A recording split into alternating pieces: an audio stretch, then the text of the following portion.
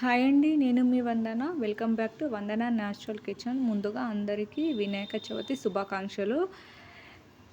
ఈ వినాయక చవితికి 5 రకాల స్వీట్‌ని ఎలాంటి హడావిడి లేకుండా ఈజీగానే ఇంట్లోనే ఎలా తయారు చేసుకోవాలో నేను మీ వీడియోలో చూపిస్తున్నానండి.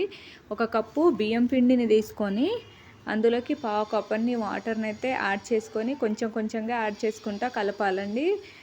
కన్సిస్టెన్సీ అనేది మనం చేతితో పట్టగానే ఇలా ముద్దలాగా వచ్చేంత వరకు కలుపుకోవాలండి. మరీ ఎక్కువగా వద్దండి.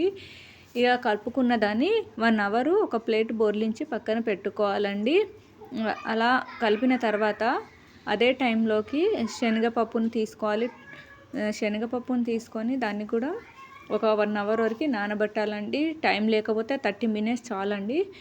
నేను ఆఫ్టర్ 30 మినిట్స్ తర్వాత ఒక కప్పు బియ్యం పిండికి ఒక కప్పు వాటర్ చాలండి. ఆల్రెడీ మనం పావు కప్పు తీసుకున్నాం కాబట్టి నేను ముప్పావు కప్పు వాటర్ని అయితే తీసుకున్నానండి. తీసుకొని అందులోకి శనగపప్పు వేసేసుకొని శనగపప్పు 75% ఉడికేంత వరకు ఉడికియాలండి.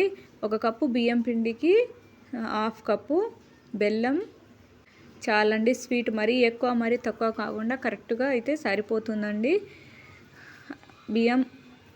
బెల్లం అంతా కరిగించిన తర్వాత అందులోకి ఒక స్పూన్ ఎండు కొబ్బరి పొడి, మీ దగ్గర పచ్చి కొబ్బరి ఉంటే పచ్చి కొబ్బరి వేసుకోండి. యాలకుల పౌడర్, కొంచెం నెయ్యిని అయితే యాడ్ చేసుకోవాలండి. అలా మొత్తంగా యాడ్ చేసుకున్న తర్వాత మనం పక్కనే పెట్టుకున్న బియ్యం పిండిని అందులోకి కొద్ది కొద్దిగా వేసుకోవాలండి. వేసుకొని టోటల్ మొత్తం కలుపుకోవాలండి. ఈ కన్సిస్టెన్సీ అనేది కొంచెం గట్టిపడేంత వరకు, అంటే అందులో వాటర్ లేకుండా ఉండేంత వరకు అయితే కలుపుకోవాలండి. అలా కలుపుకున్న పిండిని పక్కన ఒక ప్లేట్లో అయితే తీసుకోవాలండి. తీసుకొని ఒక 2 మినిట్స్ తర్వాత పైనుండి నెయ్యిని అయితే చల్లుకోవాలండి.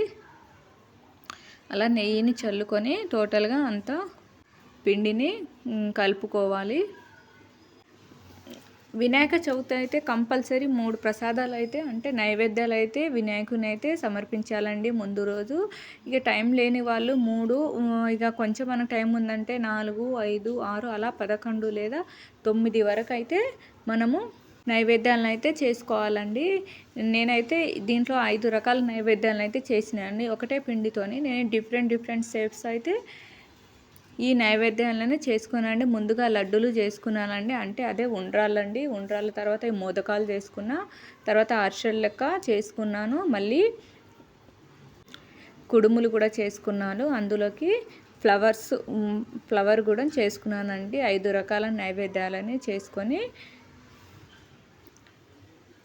దేవునికైతే నేను ప్రసాదంగా పెట్టానండి. మీరు కూడా ఇలాగే ఎలాంటి హడావిడి లేకుండా, నేను మార్నింగ్ 5 o'clockకి లేచి అంతా రెడీ అయ్యి చాలా తక్కువ టైంలోనే అంతా తయారు చేసుకున్నానండి. నాకు తయారు చేయడానికి ఒక 40 మినిట్స్ పట్టిందండి ఇవన్నీ తయారు చేయడానికి.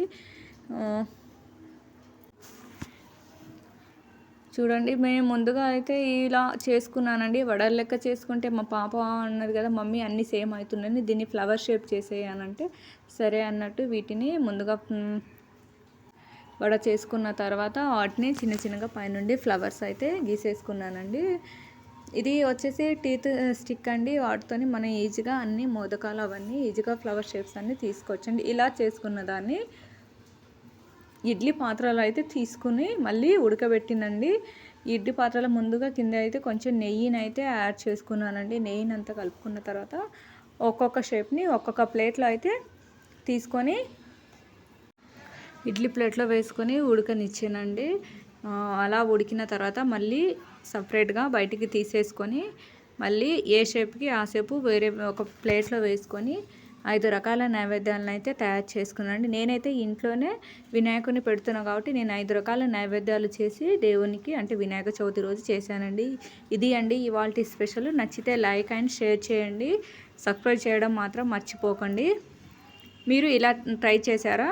కామెంట్ బాక్స్లో కామెంట్ చేయండి ఒకసారి.